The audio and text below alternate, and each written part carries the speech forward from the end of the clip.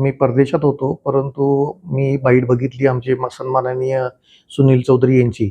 परंतु त्यानंतर मला बऱ्याचशा नगरसेवकांचे कॉल आले आमच्या पक्षाच्या. माझं एकच मत होतं का सर्व पक्षाच्या नगरसेवकांना तुम्ही पहिले विश्वासात घ्या. त्यानंतर आमच्या संघ जे आलेले सदा पाटील आहेत, त्यांना विश्वासात घ्या आणि नंतर आपण हा प्रस्ताव मांडला पाहिजे होता. परंतु हा फक्त काही नगरसेवकांना अर्जंटली बोलून हा प्रस्ताव मांडला गेला आहे. ते माझ्या मते योग्य नाही आहे. मला त्यानंतर खूपशा नगरसेवकांचे फोन आले, राजू शेठ आपल्याला कोणीही बोलवलं नाही आम्हाला आणि फक्त आम्हाला 4-5 नगरसेवकांना बोलून त्यांनी जर प्रस्ताव मांडत असाल BJP संघ युतीची, BJP संघ ही युती झालीच पाहिजे.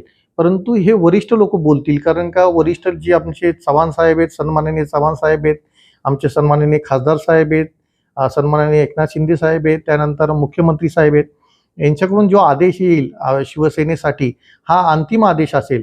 परंतु हा काही नगरसेवकांना फक्त आपण विश्वासात न घेता आमचे सदा पाटील आहेत, त्यानंतर आमच्या सर्व पक्षाचे नगरसेवक आहेत, जे आम्हाला आता युतीमध्ये आम्ही 32 नगरसेवक आहेत, ह्या सर्वांची एक मीटिंग घेऊन त्यानंतर हा प्रस्ताव मांडला गेला पाहिजे. प्रत्येक नगरसेवकासंग चर्चा केली पाहिजे होती, त्यांचे विचार ऐकले पाहिजे होते आणि त्यानंतर प्रस्ताव मांडला पाहिजे होता. त्यानंतर मला खूपशा नगरसेवकांचे फोन आले का राजू शेठ आपण असा हा प्रस्ताव मांडला गेला, अत्यंत आम्हाला कुठलाही विश्वासात न घेता प्रस्ताव मांडला गेला आहे, हे आम्हाला मान्य नाही आहे. स्थानिक पातळीवर जी नाराजी आहे, जर वरून वरिष्ठांचा आदेश आला तर आपली युतीच्या बाबतीत काय भूमिका? साहजिकच शिवसेनेचे नेते मंडळी आणि आमचे चव्हाण साहेब झाले, आमचे खासदार साहेब झाले, यांचा जो आदेश असेल, पक्षाचा आदेश असेल, तो आम्हाला अंतिम आदेश असेल. कुठेतरी नगरसेवकांना विश्वासात न घेतल्यामुळे ही नाराजी आहे.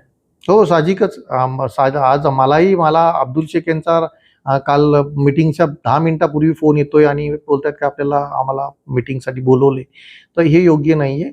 आपण जसे एकट्ठा आपल्या शिवसेनेची जी ताकद आहे, 32 नगरसेवकांची ताकद आहे, त्यात 4 नगरसेवक राष्ट्रवादीचे आहेत, यांना सगळ्यांना विश्वासात घेऊनच आपला प्रस्ताव मांडला पाहिजे होता. त्यांच्यासंग चर्चा केली पाहिजे होती की आपल्याला हा युती करायची किंवा नाही करायची. त्यानंतर जे कोर्टामध्ये गेलेले आहेत, ते कोर्टामधला जो त्यांनी टाकलेली केस मागे घेतली पाहिजे, त्यानंतरच आपली चर्चा झाली पाहिजे.